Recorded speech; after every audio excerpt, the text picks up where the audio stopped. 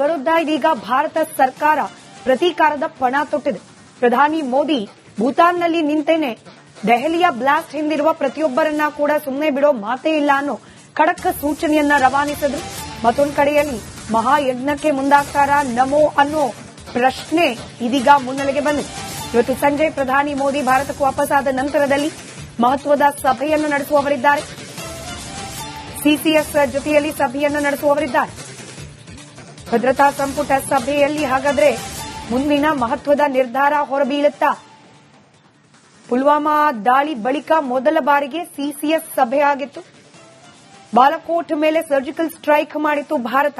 ಈ ಮೀಟಿಂಗ್ನ ನಂತರದಲ್ಲಿ ಪಹಲ್ಗಾಮ್ನಲ್ಲಿ ಉಗ್ರರಿಂದ 26 ಹಿಂದೂಗಳ ಮಾರಣ ಹೋಮ ಆದ ಬಳಿಕ ಎರಡನೇ ಬಾರಿಗೆ ಸಿಸಿಎಸ್ ಸಭೆಯನ್ನು ನಡೆಸಲಾಗಿತ್ತು. ಅದರ ಪ್ರತಿಫಲ ಎಂಬಂತೆ ಆಪರೇಷನ್ ಸಿಂಧೂರ. ಇದೀಗ ಭಯೋತ್ಪಾದಕರಿಂದ ದೆಹಲಿ ಬ್ಲಾಸ್ಟ್ 13 ಜನ ಮೃತಪಟ್ಟಿದ್ದಾರೆ. ಹಾಗಾಗಿ ಇವತ್ತಿನ ಸಿಸಿಎಸ್ ಸಭೆಯಲ್ಲಿ ಮಹತ್ವದ ನಿರ್ಧಾರ ಹೊರಬೀಳೋ ನಿರೀಕ್ಷೆ ಇದೆ.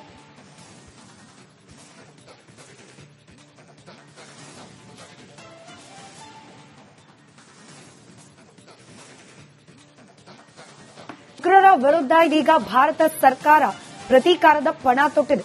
ಪ್ರಧಾನಿ ಮೋದಿ ಭೂತಾನ್ನಲ್ಲಿ ನಿಂತೇನೆ ದೆಹಲಿಯ ಬ್ಲಾಸ್ಟ್ ಹಿಂದಿರುವ ಪ್ರತಿಯೊಬ್ಬರನ್ನ ಕೂಡ ಸುಮ್ಮನೆ ಬಿಡೋ ಮಾತೇ ಇಲ್ಲ ಅನ್ನೋ ಖಡಕ್ ಸೂಚನೆಯನ್ನ ರವಾನಿಸಿದ್ರು. ಮತ್ತೊಂದು ಕಡೆಯಲ್ಲಿ ಮಹಾಯಜ್ಞಕ್ಕೆ ಮುಂದಾಗ್ತಾರಾ ನಮೋ ಅನ್ನೋ ಪ್ರಶ್ನೆ ಇದೀಗ ಮುನ್ನೆಲೆಗೆ ಬಂದಿದೆ. ಇವತ್ತು ಸಂಜೆ ಪ್ರಧಾನಿ ಮೋದಿ ಭಾರತಕ್ಕೆ ವಾಪಸ್ಸಾದ ನಂತರದಲ್ಲಿ ಮಹತ್ವದ ಸಭೆಯನ್ನು ನಡೆಸುವವರಿದ್ದಾರೆ. ಸಿಸಿಎಸ್ ಜೊತೆಯಲ್ಲಿ ಸಭೆಯನ್ನು ನಡೆಸುವವರಿದ್ದಾರೆ. ಭದ್ರತಾ ಸಂಪುಟ ಸಭೆಯಲ್ಲಿ ಹಾಗಾದ್ರೆ ಮುಂದಿನ ಮಹತ್ವದ ನಿರ್ಧಾರ ಹೊರಬೀಳುತ್ತಾ? ಪುಲ್ವಾಮಾ ದಾಳಿ ಬಳಿಕ ಮೊದಲ ಬಾರಿಗೆ ಸಿಸಿಎಸ್ ಸಭೆ ಆಗಿತ್ತು. ಬಾಲಕೋಟ್ ಮೇಲೆ ಸರ್ಜಿಕಲ್ ಸ್ಟ್ರೈಕ್ ಮಾಡಿತ್ತು ಭಾರತ. ಈ ಮೀಟಿಂಗ್ನ ನಂತರದಲ್ಲಿ ಪಹಲ್ಗಾಮ್ನಲ್ಲಿ ಉಗ್ರರಿಂದ 26 ಹಿಂದೂಗಳ ಮಾರಣ ಹೋಮ ಆದ ಬಳಿಕ ಎರಡನೇ ಬಾರಿಗೆ ಸಿಸಿಎಸ್ ಸಭೆಯನ್ನು ನಡೆಸಲಾಗಿತ್ತು. ಅದರ ಪ್ರತಿಫಲ ಎಂಬಂತೆ ಆಪರೇಷನ್ ಸಿಂಧೂರ. ಇದೀಗ ಭಯೋತ್ಪಾದಕರಿಂದ ದೆಹಲಿ ಬ್ಲಾಸ್ಟ್ 13 ಜನ ಮೃತಪಟ್ಟಿದ್ದಾರೆ. ಹಾಗಾಗಿ ಇವತ್ತಿನ ಸಿಸಿಎಸ್ ಸಭೆಯಲ್ಲಿ ಮಹತ್ವದ ನಿರ್ಧಾರ ಹೊರಬೀಳೋ ನಿರೀಕ್ಷೆ ಇದೆ.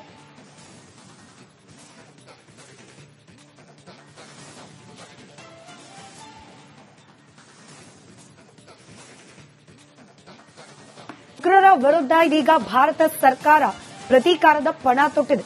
ಪ್ರಧಾನಿ ಮೋದಿ ಭೂತಾನ್ನಲ್ಲಿ ನಿಂತೇನೆ ದೆಹಲಿಯ ಬ್ಲಾಸ್ಟ್ ಹಿಂದಿರುವ ಪ್ರತಿಯೊಬ್ಬರನ್ನ ಕೂಡ ಸುಮ್ಮನೆ ಬಿಡೋ ಮಾತೇ ಇಲ್ಲ ಅನ್ನೋ ಖಡಕ್ ಸೂಚನೆಯನ್ನ ರವಾನಿಸಿದ್ರು. ಮತ್ತೊಂದು ಕಡೆಯಲ್ಲಿ ಮಹಾಯಜ್ಞಕ್ಕೆ ಮುಂದಾಗ್ತಾರಾ ನಮೋ ಅನ್ನೋ ಪ್ರಶ್ನೆ ಇದೀಗ ಮುನ್ನೆಲೆಗೆ ಬಂದಿದೆ. ಇವತ್ತು ಸಂಜೆ ಪ್ರಧಾನಿ ಮೋದಿ ಭಾರತಕ್ಕೆ ವಾಪಸ್ಸಾದ ನಂತರದಲ್ಲಿ ಮಹತ್ವದ ಸಭೆಯನ್ನು ನಡೆಸುವವರಿದ್ದಾರೆ. ಸಿಸಿಎಸ್ ಜೊತೆಯಲ್ಲಿ ಸಭೆಯನ್ನು ನಡೆಸುವವರಿದ್ದಾರೆ. ಭದ್ರತಾ ಸಂಪುಟ ಸಭೆಯಲ್ಲಿ ಹಾಗಾದ್ರೆ ಮುಂದಿನ ಮಹತ್ವದ ನಿರ್ಧಾರ ಹೊರಬೀಳುತ್ತಾ? ಪುಲ್ವಾಮಾ ದಾಳಿ ಬಳಿಕ ಮೊದಲ ಬಾರಿಗೆ ಸಿಸಿಎಸ್ ಸಭೆ ಆಗಿತ್ತು. ಬಾಲಕೋಟ್ ಮೇಲೆ ಸರ್ಜಿಕಲ್ ಸ್ಟ್ರೈಕ್ ಮಾಡಿತ್ತು ಭಾರತ. ಈ ಮೀಟಿಂಗ್ನ ನಂತರದಲ್ಲಿ ಪಹಲ್ಗಾಮ್ನಲ್ಲಿ ಉಗ್ರರಿಂದ 26 ಹಿಂದೂಗಳ ಮಾರಣ ಹೋಮ ಆದ ಬಳಿಕ ಎರಡನೇ ಬಾರಿಗೆ ಸಿಸಿಎಸ್ ಸಭೆಯನ್ನು ನಡೆಸಲಾಗಿತ್ತು. ಅದರ ಪ್ರತಿಫಲ ಎಂಬಂತೆ ಆಪರೇಷನ್ ಸಿಂಧೂರ. ಇದೀಗ ಭಯೋತ್ಪಾದಕರಿಂದ ದೆಹಲಿ ಬ್ಲಾಸ್ಟ್ 13 ಜನ ಮೃತಪಟ್ಟಿದ್ದಾರೆ. ಹಾಗಾಗಿ ಇವತ್ತಿನ ಸಿಸಿಎಸ್ ಸಭೆಯಲ್ಲಿ ಮಹತ್ವದ ನಿರ್ಧಾರ ಹೊರಬೀಳೋ ನಿರೀಕ್ಷೆ ಇದೆ.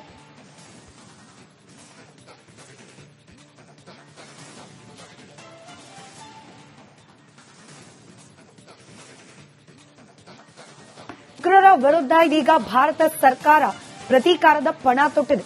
ಪ್ರಧಾನಿ ಮೋದಿ ಭೂತಾನ್ನಲ್ಲಿ ನಿಂತೇನೆ ದೆಹಲಿಯ ಬ್ಲಾಸ್ಟ್ ಹಿಂದಿರುವ ಪ್ರತಿಯೊಬ್ಬರನ್ನ ಕೂಡ ಸುಮ್ಮನೆ ಬಿಡೋ ಮಾತೇ ಇಲ್ಲ ಅನ್ನೋ ಖಡಕ್ ಸೂಚನೆಯನ್ನ ರವಾನಿಸಿದ್ರು.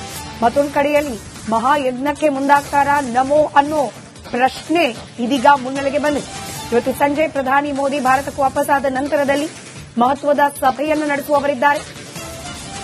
ಸಿಸಿಎಸ್ ಜೊತೆಯಲ್ಲಿ ಸಭೆಯನ್ನು ನಡೆಸುವವರಿದ್ದಾರೆ. ಭದ್ರತಾ ಸಂಪುಟ ಸಭೆಯಲ್ಲಿ ಹಾಗಾದ್ರೆ ಮುಂದಿನ ಮಹತ್ವದ ನಿರ್ಧಾರ ಹೊರಬೀಳುತ್ತಾ? ಪುಲ್ವಾಮಾ ದಾಳಿ ಬಳಿಕ ಮೊದಲ ಬಾರಿಗೆ ಸಿಸಿಎಸ್ ಸಭೆ ಆಗಿತ್ತು. ಬಾಲಕೋಟ್ ಮೇಲೆ ಸರ್ಜಿಕಲ್ ಸ್ಟ್ರೈಕ್ ಮಾಡಿತ್ತು ಭಾರತ. ಈ ಮೀಟಿಂಗ್ನ ನಂತರದಲ್ಲಿ ಪಹಲ್ಗಾಮ್ನಲ್ಲಿ ಉಗ್ರರಿಂದ 26 ಹಿಂದೂಗಳ ಮಾರಣ ಹೋಮ ಆದ ಬಳಿಕ ಎರಡನೇ ಬಾರಿಗೆ ಸಿಸಿಎಸ್ ಸಭೆಯನ್ನು ನಡೆಸಲಾಗಿತ್ತು. ಅದರ ಪ್ರತಿಫಲ ಎಂಬಂತೆ ಆಪರೇಷನ್ ಸಿಂಧೂರ. ಇದೀಗ ಭಯೋತ್ಪಾದಕರಿಂದ ದೆಹಲಿ ಬ್ಲಾಸ್ಟ್ 13 ಜನ ಮೃತಪಟ್ಟಿದ್ದಾರೆ. ಹಾಗಾಗಿ ಇವತ್ತಿನ ಸಿಸಿಎಸ್ ಸಭೆಯಲ್ಲಿ ಮಹತ್ವದ ನಿರ್ಧಾರ ಹೊರಬೀಳೋ ನಿರೀಕ್ಷೆ ಇದೆ.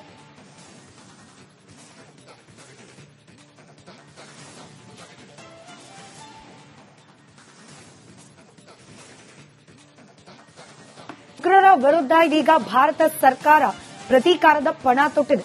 ಪ್ರಧಾನಿ ಮೋದಿ ಭೂತಾನ್ನಲ್ಲಿ ನಿಂತೇನೆ ದೆಹಲಿಯ ಬ್ಲಾಸ್ಟ್ ಹಿಂದಿರುವ ಪ್ರತಿಯೊಬ್ಬರನ್ನ ಕೂಡ ಸುಮ್ಮನೆ ಬಿಡೋ ಮಾತೇ ಇಲ್ಲ ಅನ್ನೋ ಖಡಕ್ ಸೂಚನೆಯನ್ನ ರವಾನಿಸಿದ್ರು. ಮತ್ತೊಂದು ಕಡೆಯಲ್ಲಿ ಮಹಾಯಜ್ಞಕ್ಕೆ ಮುಂದಾಗ್ತಾರಾ ನಮೋ ಅನ್ನೋ ಪ್ರಶ್ನೆ ಇದೀಗ ಮುನ್ನೆಲೆಗೆ ಬಂದಿದೆ. ಇವತ್ತು ಸಂಜೆ ಪ್ರಧಾನಿ ಮೋದಿ ಭಾರತಕ್ಕೆ ವಾಪಸ್ಸಾದ ನಂತರದಲ್ಲಿ ಮಹತ್ವದ ಸಭೆಯನ್ನು ನಡೆಸುವವರಿದ್ದಾರೆ. ಸಿಸಿಎಸ್ ಜೊತೆಯಲ್ಲಿ ಸಭೆಯನ್ನು ನಡೆಸುವವರಿದ್ದಾರೆ. ಭದ್ರತಾ ಸಂಪುಟ ಸಭೆಯಲ್ಲಿ ಹಾಗಾದ್ರೆ ಮುಂದಿನ ಮಹತ್ವದ ನಿರ್ಧಾರ ಹೊರಬೀಳುತ್ತಾ? ಪುಲ್ವಾಮಾ ದಾಳಿ ಬಳಿಕ ಮೊದಲ ಬಾರಿಗೆ ಸಿಸಿಎಸ್ ಸಭೆ ಆಗಿತ್ತು. ಬಾಲಕೋಟ್ ಮೇಲೆ ಸರ್ಜಿಕಲ್ ಸ್ಟ್ರೈಕ್ ಮಾಡಿತ್ತು ಭಾರತ. ಈ ಮೀಟಿಂಗ್ನ ನಂತರದಲ್ಲಿ ಪಹಲ್ಗಾಮ್ನಲ್ಲಿ ಉಗ್ರರಿಂದ 26 ಹಿಂದೂಗಳ ಮಾರಣ ಹೋಮ ಆದ ಬಳಿಕ ಎರಡನೇ ಬಾರಿಗೆ ಸಿಸಿಎಸ್ ಸಭೆಯನ್ನು ನಡೆಸಲಾಗಿತ್ತು. ಅದರ ಪ್ರತಿಫಲ ಎಂಬಂತೆ ಆಪರೇಷನ್ ಸಿಂಧೂರ.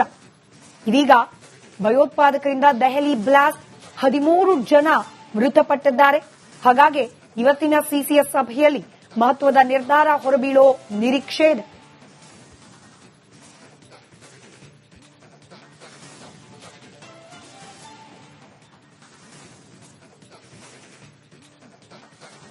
ಉಗ್ರರ ವಿರುದ್ಧ ಇದೀಗ ಭಾರತ ಸರ್ಕಾರ ಪ್ರತೀಕಾರದ ಪಣ ತೊಟ್ಟಿದೆ.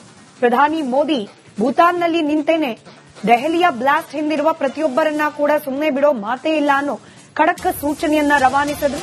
ಮತ್ತೊಂದು ಕಡೆಯಲ್ಲಿ ಮಹಾಯಜ್ಞಕ್ಕೆ ಮುಂದಾಗ್ತಾರಾ ನಮೋ ಅನ್ನೋ ಪ್ರಶ್ನೆ ಇದೀಗ ಮುನ್ನೆಲೆಗೆ ಬಂದಿದೆ. ಇವತ್ತು ಸಂಜೆ ಪ್ರಧಾನಿ ಮೋದಿ ಭಾರತಕ್ಕೆ ವಾಪಸ್ಸಾದ ನಂತರದಲ್ಲಿ ಮಹತ್ವದ ಸಭೆಯನ್ನು ನಡೆಸುವವರಿದ್ದಾರೆ. ಸಿಸಿಎಸ್ ಜೊತೆಯಲ್ಲಿ ಸಭೆಯನ್ನು ನಡೆಸುವವರಿದ್ದಾರೆ. ಭದ್ರತಾ ಸಂಪುಟ ಸಭೆಯಲ್ಲಿ ಹಾಗಾದ್ರೆ ಮುಂದಿನ ಮಹತ್ವದ ನಿರ್ಧಾರ ಹೊರಬೀಳುತ್ತಾ? ಪುಲ್ವಾಮಾ ದಾಳಿ ಬಳಿಕ ಮೊದಲ ಬಾರಿಗೆ ಸಿಸಿಎಸ್ ಸಭೆ ಆಗಿತ್ತು. ಬಾಲಕೋಟ್ ಮೇಲೆ ಸರ್ಜಿಕಲ್ ಸ್ಟ್ರೈಕ್ ಮಾಡಿತ್ತು ಭಾರತ. ಈ ಮೀಟಿಂಗ್ನ ನಂತರದಲ್ಲಿ ಪಹಲ್ಗಾಮ್ನಲ್ಲಿ ಉಗ್ರರಿಂದ 26 ಹಿಂದೂಗಳ ಮಾರಣ ಹೋಮ ಆದ ಬಳಿಕ ಎರಡನೇ ಬಾರಿಗೆ ಸಿಸಿಎಸ್ ಸಭೆಯನ್ನು ನಡೆಸಲಾಗಿತ್ತು. ಅದರ ಪ್ರತಿಫಲ ಎಂಬಂತೆ ಆಪರೇಷನ್ ಸಿಂಧೂರ. ಇದೀಗ ಭಯೋತ್ಪಾದಕರಿಂದ ದೆಹಲಿ ಬ್ಲಾಸ್ಟ್ 13 ಜನ ಮೃತಪಟ್ಟಿದ್ದಾರೆ.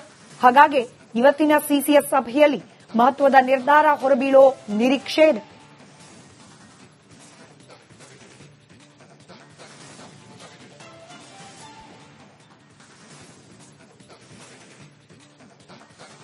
ಉಗ್ರರ ವಿರುದ್ಧ ಇದೀಗ ಭಾರತ ಸರ್ಕಾರ ಪ್ರತೀಕಾರದ ಪಣ ತೊಟ್ಟಿದೆ.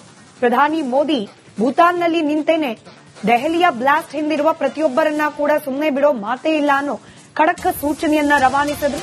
ಮತ್ತೊಂದು ಕಡೆಯಲ್ಲಿ ಮಹಾಯಜ್ಞಕ್ಕೆ ಮುಂದಾಗ್ತಾರಾ ನಮೋ ಅನ್ನೋ ಪ್ರಶ್ನೆ ಇದೀಗ ಮುನ್ನೆಲೆಗೆ ಬಂದಿದೆ. ಇವತ್ತು ಸಂಜೆ ಪ್ರಧಾನಿ ಮೋದಿ ಭಾರತಕ್ಕೆ ವಾಪಸ್ಸಾದ ನಂತರದಲ್ಲಿ ಮಹತ್ವದ ಸಭೆಯನ್ನು ನಡೆಸುವವರಿದ್ದಾರೆ.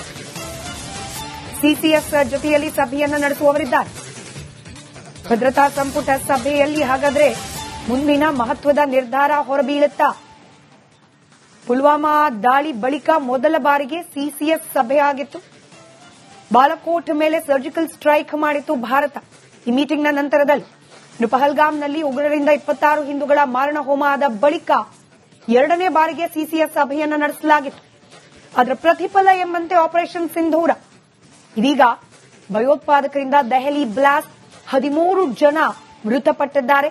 ಹಾಗಾಗಿ ಇವತ್ತಿನ ಸಿಸಿಎಸ್ ಸಭೆಯಲ್ಲಿ ಮಹತ್ವದ ನಿರ್ಧಾರ ಹೊರಬೀಳೋ ನಿರೀಕ್ಷೆ ಇದೆ.